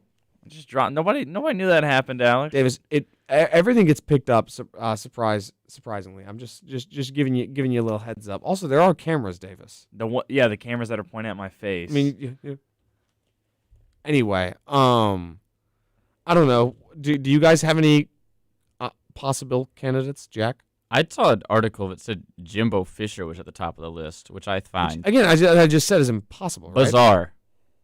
Bizarre because you think it's a bad idea. Bizarre because again he has a 10-year contract. Yeah, bizarre because he just kind of is just now finding his stride at A&M. The first former Saban coordinator to beat Saban, the first unranked team to ever beat Saban. Why would you walk away from that job? Yeah. Maybe if it's like a G5 school, but it's a place that has plenty of money, plenty of resources, and plenty of opportunity to compete. I mean, they were 1 win away from the playoff last year. How do you walk away from that job and try to rebuild an LSU team that is swamped in all kinds of just internal politics of the athletic department? And the thing is, it's not even viable for him to walk away because when you leave a contract, the coach has to pay it. And that is a large amount of money that he will have to pay the university because that's how it works. It's the opposite, essentially. Much like where universities will pay coaches to fire them, vice versa ensues. And I don't know why he would do that either. It's a big financial undertaking to leave an already good program. And I mean, I Googled it right now, and let's see. People think James Franklin. People think, oh Lord, one of the pictures is of Jeremy Pruitt. No, I don't like that one. Also, Lane Kiffin. I don't believe Lane's going to go to LSU because I believe Lane likes the wild card outlaw approach that you can do it in Ole Miss and you can't really do it in LSU. I don't think. I think Lane likes, and also I think LSU is a notoriously meddling athletic department that Lane doesn't want to deal with. Ole Miss is very hands off, as in Hugh Freeze got to do whatever the heck he wanted, as we saw, and Ole Miss didn't seem to know anything about it. So I don't think that's a viable option. Like, I really doubt Lane goes there. I think Lane really enjoys his time at. I just don't see where the option is. Then again, Auburn pulled Brian Harsin out of a hat last year, essentially, and it's worked out so far, right, and through only 7 games. But even then, excuse me, that was a mess of a coaching search, honestly. Yes. It didn't seem like, I mean, maybe Auburn can do the Dan Schneider approach of it was always planned the whole time. Sorry, I just had to throw that in there, but I don't think it was necessarily. I don't know. This is just, it seems like a mess. And I feel like you wait till the end of the season and then fire a coach because then you spend those days looking at potential coordinators to hire, seeing coordinators that, rise throughout the season, who, like, I mean, who knows what would have happened? Maybe there was some way you could pull Luke Fickell at the end of the season, but now I just don't see it happening right now. Mm-hmm. I would agree. I think they're in a difficult spot, and I hazard a guess that they had a plan, otherwise they wouldn't have pulled the trigger in such a weird way. But if that's not the case, then I don't really know what's going on down in the bayou there in LSU. It's a mess. All right, plenty to get to still on Compact Discourse. We're probably going to talk about this whole Lane Kiffin situation coming up on the other side of a break. We've also got some pro football to talk about, some Monday Night Football to get it excited about, and, of course, some playoff baseball to recap as we have 2 ongoing series providing plenty of excitement in both the National League and the American League, as your Atlanta Braves have walked off 2 straight games to head up 2-0 heading back out west to take on the Los Angeles Dodgers in a rematch of last year's NLCS. So don't go anywhere. Plenty to get to on the final 30 minutes here of Compact Discourse.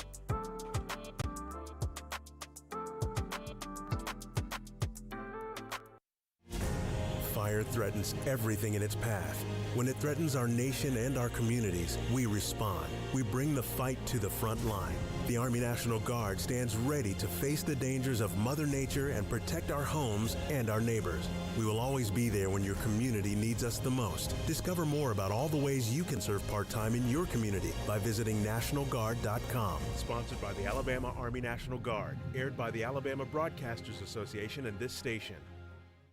Alabama's companies know people need to feel safe at work. That's why Alabama Works has partnered with agencies across the state to provide access to everything from CDC guidelines to the latest in on-the-job safety innovations. At alabamaworks.com, you're one click away from what you need to know to get to work safely. Work safe, be safe. Your new success story is at alabamaworks.com. Sponsored by Alabama Works, the Alabama Broadcasters Association, and this station. Alabama veterans. Are you aware that because of your military service you may have earned VA benefits? The Alabama Department of Veterans Affairs can help you access those benefits at no cost to you, even during COVID-19 when other resources might be hard to find. The Alabama Department of Veterans Affairs has an office near you. For more information, go to va.alabama.gov or give us a call at 334-242-5077. We're open and ready to serve you. Sponsored by the Alabama Department of Veterans Affairs, the ABA, and this station. My part-time service in the Army National Guard makes it possible for me to be more for the community I call home. My training helps me at work when I lead by example. My service in the Army National Guard allows me to keep my community and those I care about safe from threats. Learn more about how you too can live and serve part-time close to home by visiting NationalGuard.com. Sponsored by the Alabama Army National Guard. Aired by the Alabama Broadcasters Association and this station.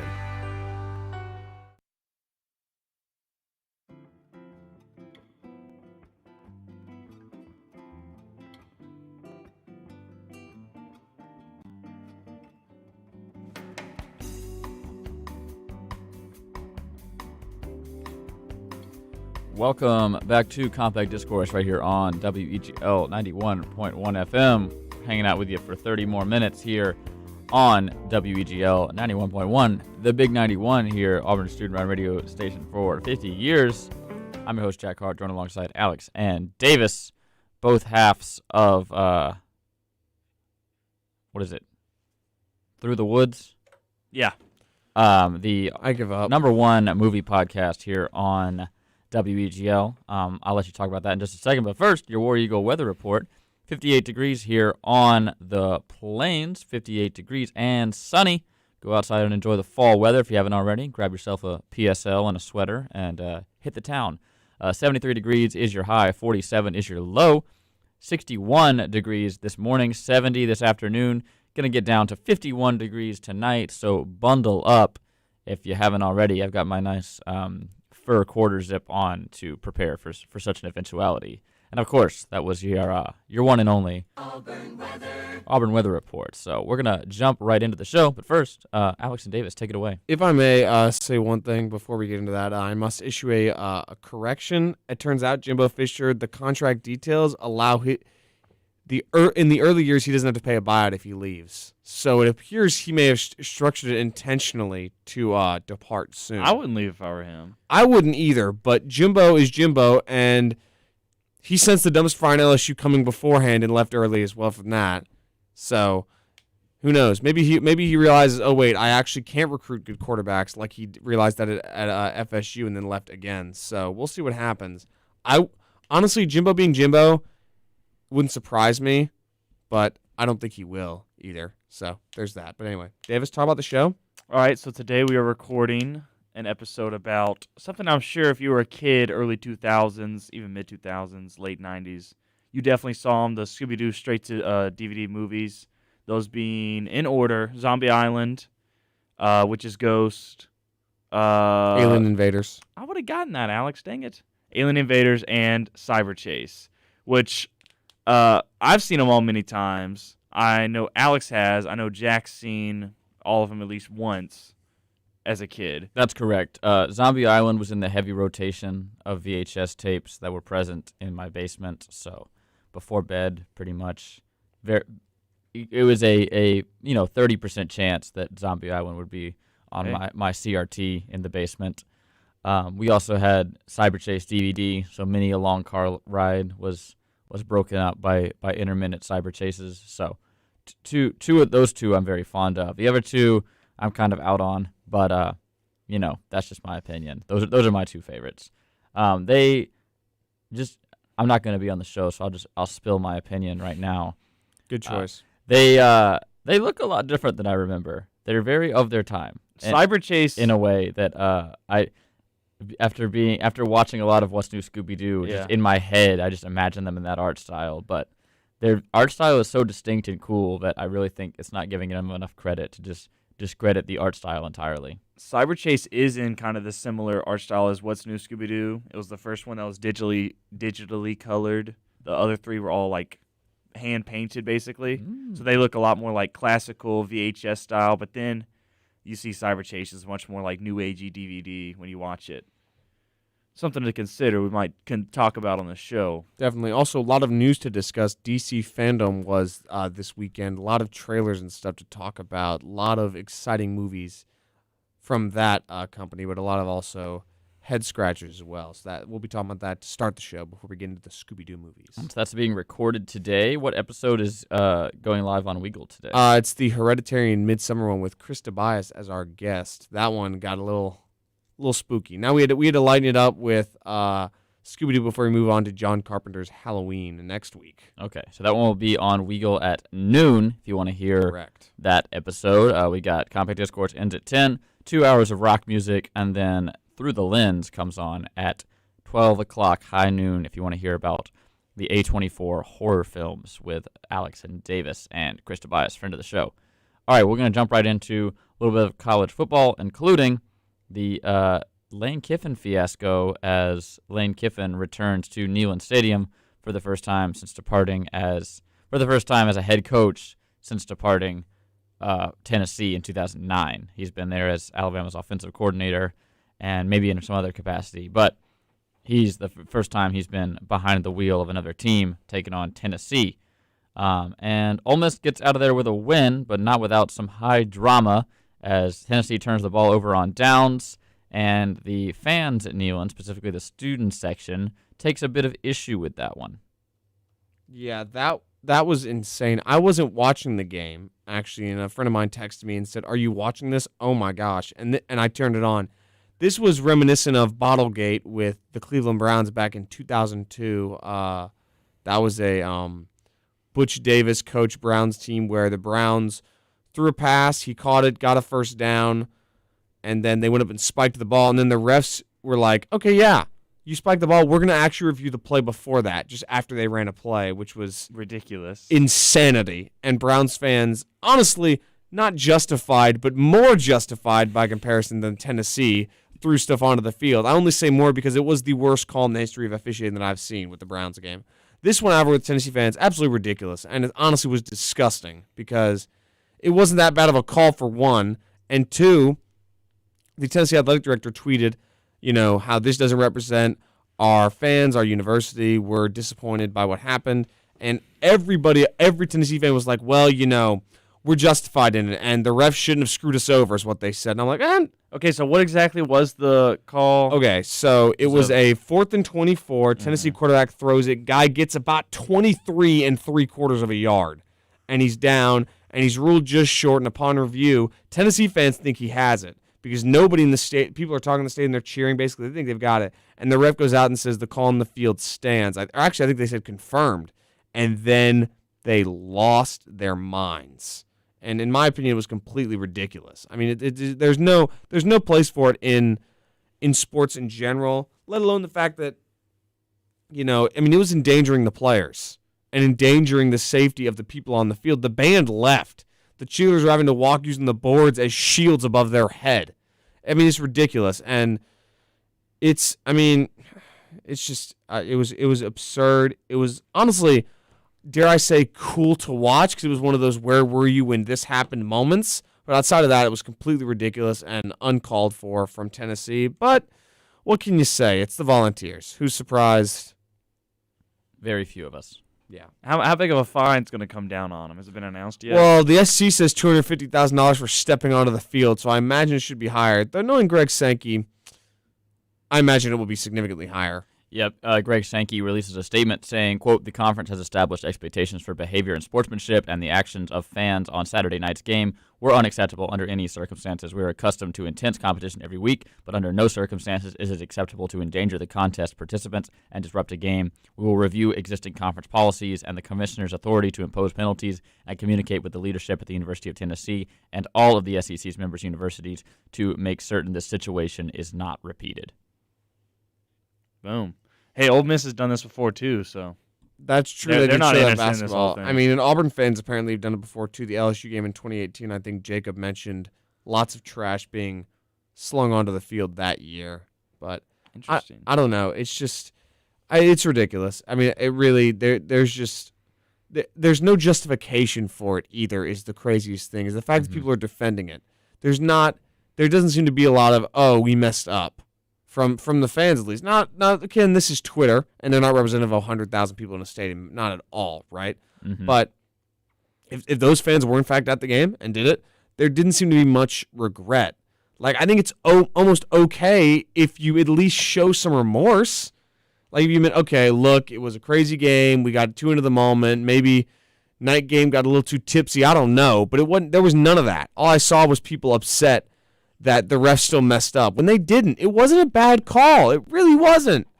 It was about, I don't think it was a bad call at all. And it was absurd and ridiculous. It's not their money. They don't have to pay for it. The fine, that is. That's true. That's true. The university does. But did we expect Lane Kiffin's return to Neyland to be normal? Not at all. Yeah. It was just a matter of what was going to happen. Of course, Lane Kiffin, always the good sport about things. Here was his quote. Quote, I still have my souvenir golf ball. I also got hit with bottles with some brown stuff in them, and I don't think those fans would waste moonshine. You got some of the most passionate fans at bases in America, and a call that didn't go their way. So, always a good sport, Lane Kiffin. Lane Kiffin's kind of fun. Lane was having fun. He also tweeted something. Get your popcorn. I got to find it for a second. He did say the thing like, who brings a golf ball to the stadium? No, he said something. Well, I'm going to look for it. The way it landed next to him, and then he picked it up and showed it to the referee. Very good visual gag by Lane. And he still even tweeted about how much he respected, he said the crowd impacted the outcome. What an amazing environment. He clearly was having fun with it, evidently, but that's just. There's also at the end he caught a water bottle with one hand and threw his hat back into the stands for the fan that threw it at him. So, just. Kiffin having a good time. And again, a lot of tweets about the environment, and he's about handling it as well as you could considering he had stuff thrown at him, I will say. I wonder if Joey Freshwater made an appearance after that. Consider that one. That is a lot to consider there. All right, one more segment here of Compact Discourse before we got to get out of here, and I think there's only one thing left to talk about, and that is, of course, playoff baseball. Your Atlanta Braves are up 2-0 heading back west to take on the Dodgers in Chavez Ravine. We'll talk about how they got there over the weekend and how the Boston Red Sox bounced back in Game 2. Game 3 of that one's tonight. Don't go anywhere. Compact Discourse. Skilled trade workers are the backbone of every community and also the Army National Guard.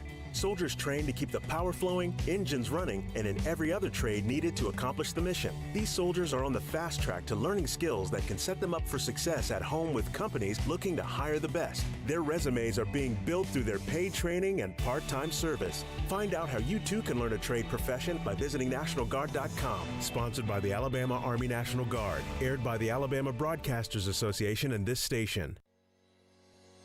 Tossing food wrappers and soda cups can be expensive. That $7.99 value meal you threw out the window could cost you $500 in fines. And if you don't learn your lesson the first time, a second fine will cost you $1,000. Put garbage in its place. Throw away your trash, not your cash. Sponsored by the Alabama Department of Transportation, Alabama Law Enforcement Agency, Alabama Broadcasters Association, and this station.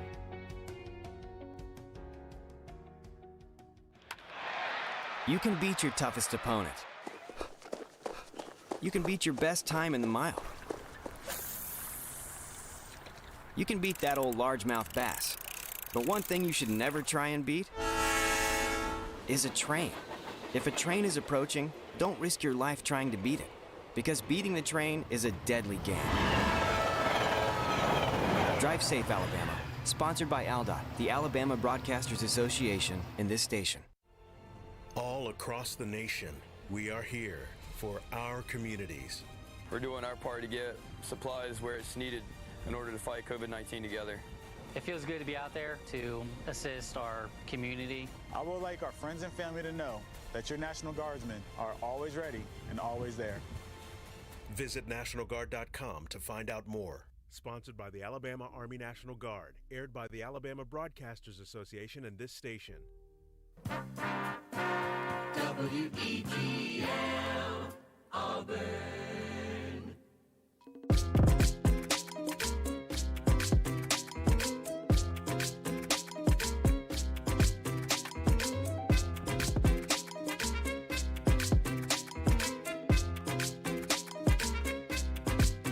Switch. Welcome back to Compact Discourse right here on WEGL 91.1 FM. I'm your host, Jack Hart, joined alongside Davis Carroll. We're jumping right into things here. You may notice by now, but it is October, which means, of course, playoff baseball is in full swing. We're going to be talking about the ALCS here to start off, as Houston takes Game 1 down in the Juice Box, Minute Maid Park, and Boston, not deterred by that, comes right back and takes Game 2 by dint of 2 grand slams in the first and second inning to take a 9-5 victory over the Astros. So that's where we're going to jump off first, is with the Astros-Red Sox series. That one is going to continue tonight at 7 p.m. in Fenway Park, as the Astros and the Red Sox both have a win in this one. That'll continue on Tuesday, and then back in Fenway on Wednesday as well. So 3 games in Fenway. So if someone wins all 3 of those games, we could have a ticket punched to the World Series already. But just for entertainment's sake, I would like to see this one go a little bit longer.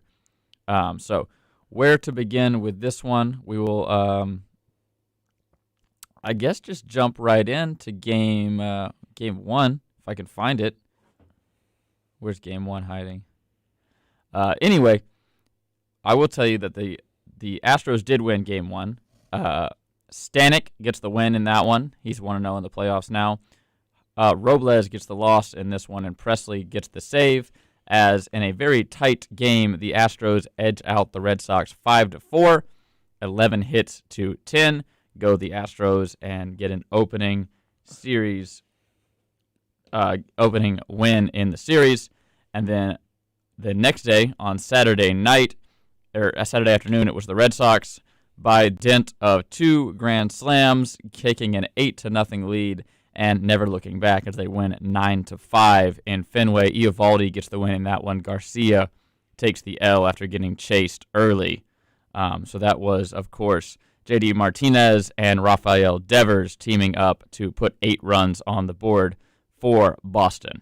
First team to ever hit 2 grand slams in a postseason game. Wow. And that was back-to-back innings.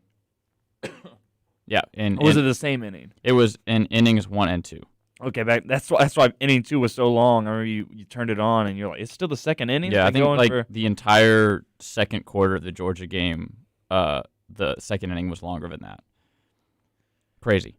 It was a crazy game. So 8-0 go. Red Sox have set a franchise record and tied an MLB record for consecutive games with 10-plus hits in a single postseason with the 0-2 Angels and 0-4 Astros. So that's good. Astros starters have struggled mightily, other than Lance McCullers Jr. Astros starters not named Lance McCullers now have a 12.66 ERA following Luis Garcia's 4 spot here in the first. So that only got worse. So it's going to come down to the bullpen if the Astros want to get back in this one. Their rotation is now very uncertain because of this having to deal with being chased so early in the game. Kike Hernandez continues to stay hot in this one. He smashed a home run after this game was decided. And then he set a record for a 5-game span, most extra base hits, most hits, and most total bases at 34. So Kike Hernandez continues to stay hot for the Sox. He's also the first Red Sox player to hit 5 home runs in a 5-game span in the postseason. Thoughts? Do we have a new Mr. October coming up? Right now it's Randy Arozarena. Who's that? I guess maybe Kike Hernandez is going to be taking over the mantra since Randy got knocked out. So it's a best of 5 now that kicks off tonight in Fenway Park. 7 p.m. is your first pitch. As let's see who our starting pitchers are. It will be Jose Urquidy versus Eduardo Rodriguez for the Red Sox. Boston favored, money line -111 for the favor of the Sox. Over-under is 9. I'd take the over on that one if it were me. 54 degrees first pitch and sunny skies in Boston, Massachusetts, as we will be under the lights in Fenway for Game 3, or effectively Game 1 of a best of 5, as the ALCS wages on, and we look for one of these teams to punch their ticket to the World Series. All right, let's jump on over to the National League, where the Braves are doing what the Braves do best, and that's jumping out to an early series lead against the Los Angeles Dodgers in the NLCS. Surely this can't go wrong 2 years in a row. Will Smith gets the win on Saturday night. The Braves hold off the Dodgers and barely get a win. 3-2 go the Braves over the Dodgers by dint of a Jock Peterson home run. That puts 2 on the board. And with only 6 hits, they manage 3 runs. Austin Riley is the hero in this one. He gets the big walk-off in this game to make it 3-2 Braves, and sends the Dodgers home 0-1, even though they got 10 hits in this game. So Trinan gets the loss in that one, and I believe it was a bit of a bullpen game for the Dodgers as they were trying out some interesting pitching rotations to throw the Braves off their rhythm early in this game. They started Cole. I still don't know how to pronounce the name. Knabler? Knable? That sounds right. We'll go with that. But yeah, they started him, which was a big surprise for a lot of people because Julio Urias was written down as a starter. But within an inning, Urias was in, and then they kept changing it out throughout the game. Every inning or two to get a new pitcher in there against the Braves batters. Obviously, I mean, it worked if they only scored 3 runs, but Austin Riley was able to get that walk-off double or single, whatever it was. So, I mean, it's interesting. They're down 2-0, so I guess you could say it hasn't worked so far. Max Scherzer did pitch he pitched okay against the Braves yesterday. Yeah, I'm interested to see what the Dodgers their plan is for pitching for the rest of this series, because they've been getting all their arms warm, but at the same time they're making them tired if they're having them pitch every game. Yeah, I'm a bit worried, or not worried, but wondering what the strategy for the Dodgers is going to be coming back home to Los Angeles down 0-2. Speaking of down 0-2, last night's game had plenty of excitement. Ian Anderson was on the bump for Atlanta, immediately gets in some hot water as he gives up a 2-run shot in the top of the first without even recording an out yet, and continues to get guys on base throughout his entire appearance, only giving up 2, though, so a bend-don't-break performance for Ian Anderson. The Braves, that was Corey Seager, who absolutely shelled the Braves last year in the NLCS. He is proving to be a problem even more so this year as he hits a 400-foot homer and scores Mookie Betts to make it 2-0. Jock Peterson, the moniker Jocktober, lives on in the bottom of the 4th as he homers a 450-foot home run to the top of the chop house in right field and scores Austin Riley to tie it up. In the 7th inning, Taylor doubles to center, Mookie Betts and Smith score. Justin Turner moves over to third to make that a 4-2 game in the top of the 7th.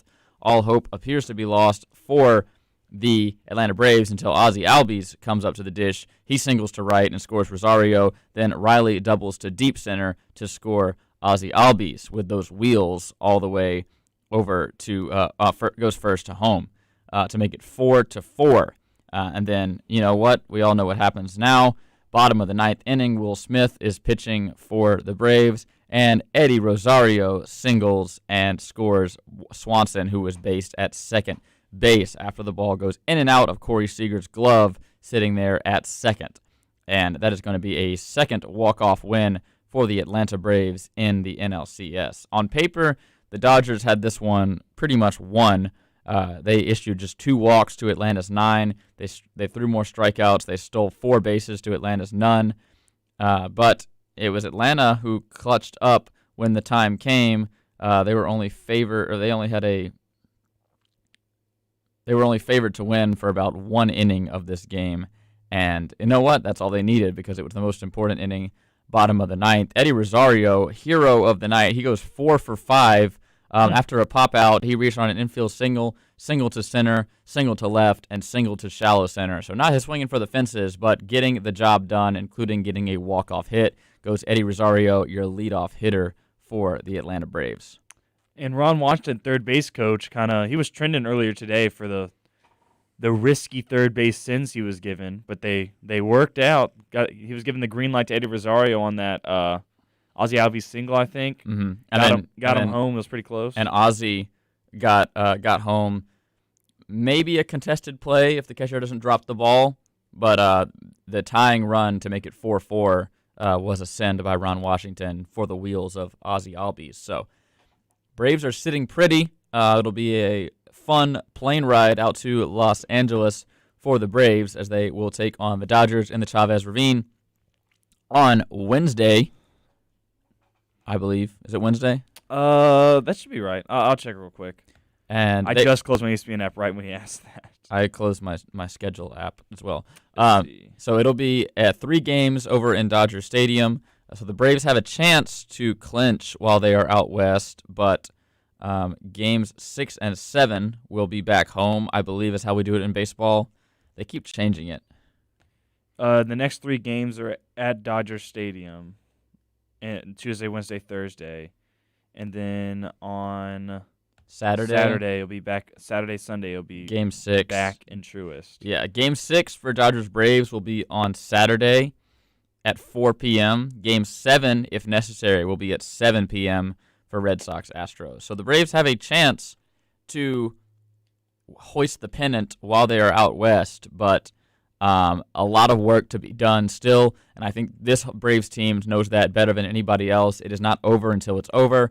The Braves obviously giving up a 3-1 series lead last year in the NLCS to these very same Los Angeles Dodgers, a team that has only gotten better in my opinion. So do not let your guard down if you're the Atlanta Braves, and I think they know that as they are focused and having fun, if you will, as is this Braves team. So that is going to just about do it for today's episode of Compact Discourse. Thank you for hanging out and talking sports with us this morning. We probably got some more episodes coming up this week. In fact, I know we do. Tuesday, Wednesday, Thursday, all at 8 a.m. You aren't going to want to miss it. We've got some fun guests, including the beloved Chris Tobias, DJP, Grayson Moyer. All your favorite cast of characters will be joining us in the booth later on this week. So thank you for spending your Monday morning with us. Thank you for celebrating Compact Discourse's 4th anniversary with us here today, as we are happy to have you as a fan of WEGL for these many years. And that is going to do it for today. Thank you for listening to this exciting episode of Compact Discourse right here on WEGL 91.1 FM. However you joined us today, whether that be from your radio antenna, WEGLFM.com, or by listening to our podcast. We would like to remind you that all of our previous episodes are available as a podcast, completely free, wherever podcasts are heard. Just search for Compact Discourse. Be sure to follow us on Twitter at CDiscAU, that's at CDICAU, for links to said podcast, information about the show, and important updates. You can also tweet at us to get your voice on the show and join the conversation on Auburn's only student-run morning show. You might want to go ahead and follow WEGL on Twitter, Instagram, and TikTok at WEGL_AU. That is, of course, WEGL_AU.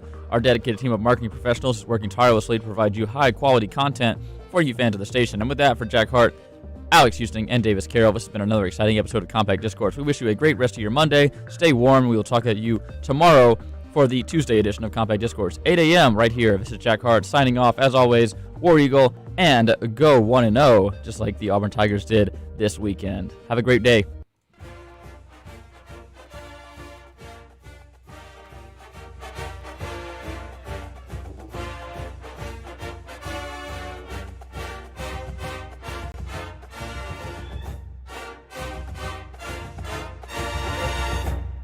Is this haunted room actually stretching? If you're a single man under the age of 35, you'd probably like to know what the ladies are looking for.